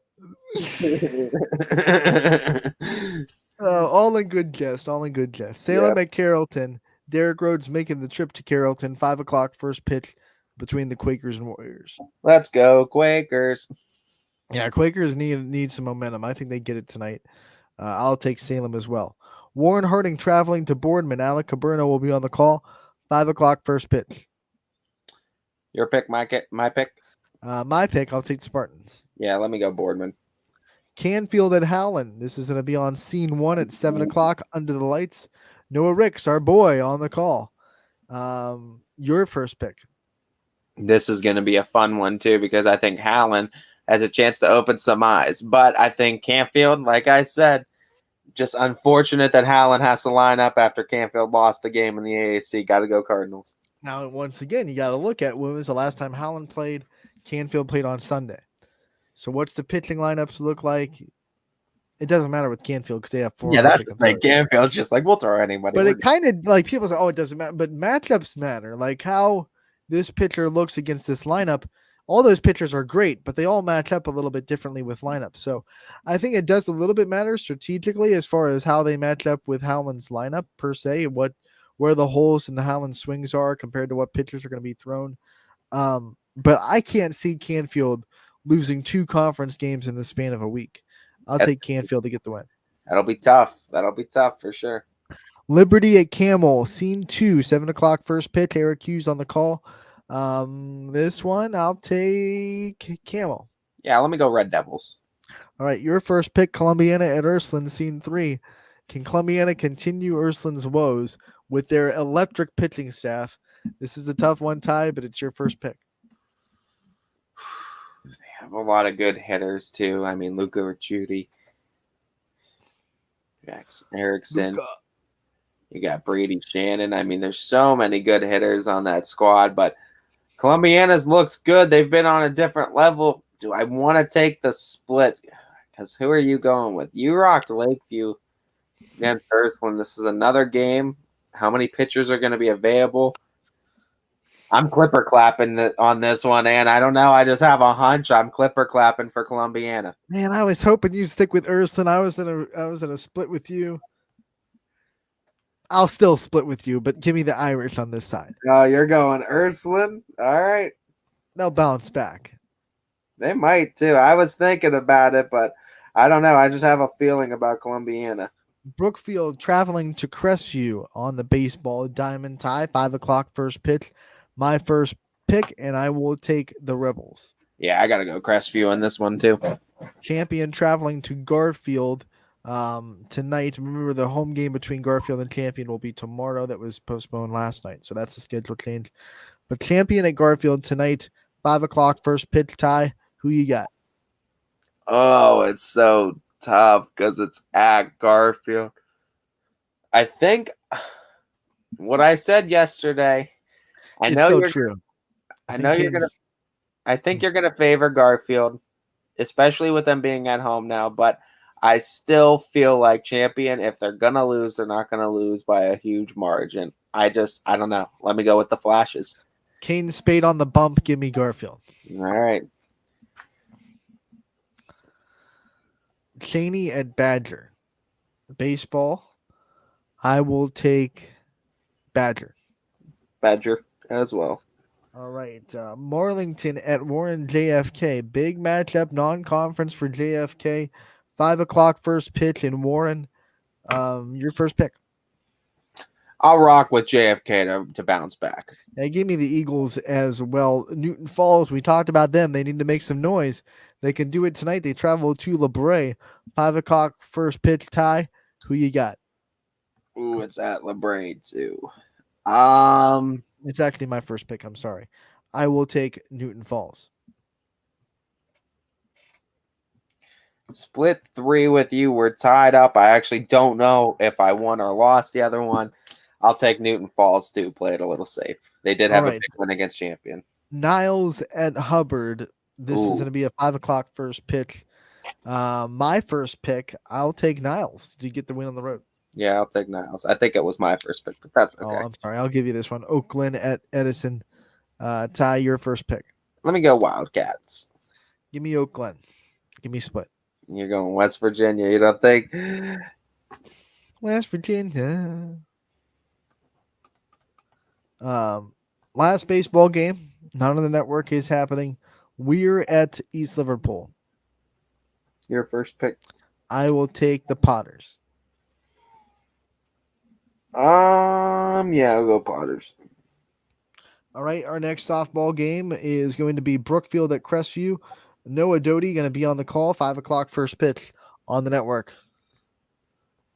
What was it again? I'm sorry, I missed it. Brookfield at Crestview. 17-win Brookfield last year. Yeah. Returning a lot of players. This is going to be a good one. I think Brookfield is one of those teams we didn't even mention when we talked about power rankings on the outside looking in because they don't have a lot of games under their belt yet. So we haven't seen a lot from Brookfield. Do I go Crestview though on this one? I'm gonna go Crestview. Softball realm, I'm going Crestview. I've talked up Carson Moore. I've talked up Caden Sutton. I can't do that and then pick against them. Give me the rep. All right. We go on to Lakeview at Columbiana. I'll be on the call at Firestone Park. Big one in the softball realm. Columbiana trying to get in the power rankings. Lakeview trying to stay in the power rankings. And it is your first pick, right? I gotta go Bulldogs. Give me Lakeview. I think they'll throw Tory Long.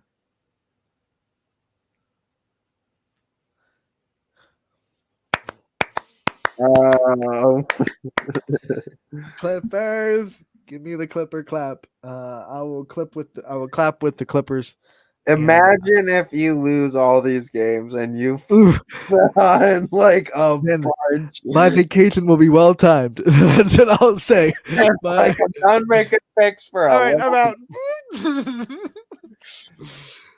I'm down by 23 on Thursday. I'm out. I'm not coming back for a bit. Tesla and Austin Town Fitch. Ty will be on the call. And 5 o'clock first pitch. My first pick. Not picking against Austin Town Fitch right now. No way. Going the Falcons. Going Falcons. Champion at Garfield. This is going to be a 5:00 first pitch. Le Champion. Give me Le Champion as well. East Liverpool versus Latonia. It'll be at Latonia. 5:00 first pitch. Your first pick. Sorry.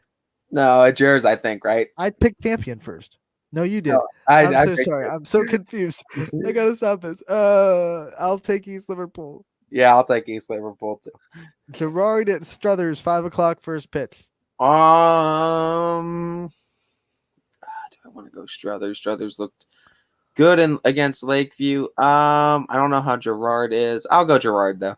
You mean Gerard as well? We have Heartland Christian Harrison Central. I saw HC and I was like, wait a minute, they don't have a softball team. Harrison Central at Beaver Local. 5:00 first pitch. Your pick or my pick? My pick. I'll rock the banner. Give me the Beavers. Yeah, sure. Let's go Beaver Local. All right, your first pick for this one. Liberty at Camel. Give me Liberty. All right, my first pick, Lisbon at Salem. Man, Salem's been up and down. They definitely have what it takes. They beat United, who have beaten Lisbon twice. Lisbon, obviously, with a dangerous lineup.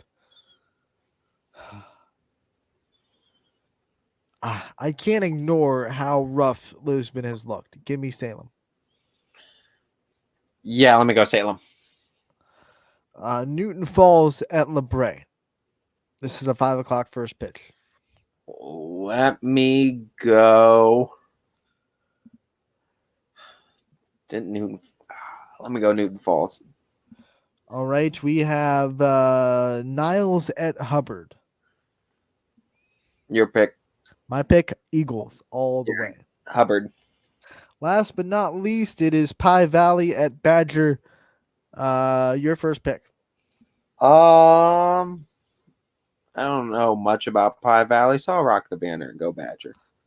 All right, tomorrow at 12 p.m. before we come on the air, South Range will play Louisville on softball. It's softball, so your pick. I'm going to pick South Range. Yeah, I'll pick South Range too. I'll rock it. And then as far as I believe there's one more, there should be a South Range baseball game tomorrow if DJ was correct.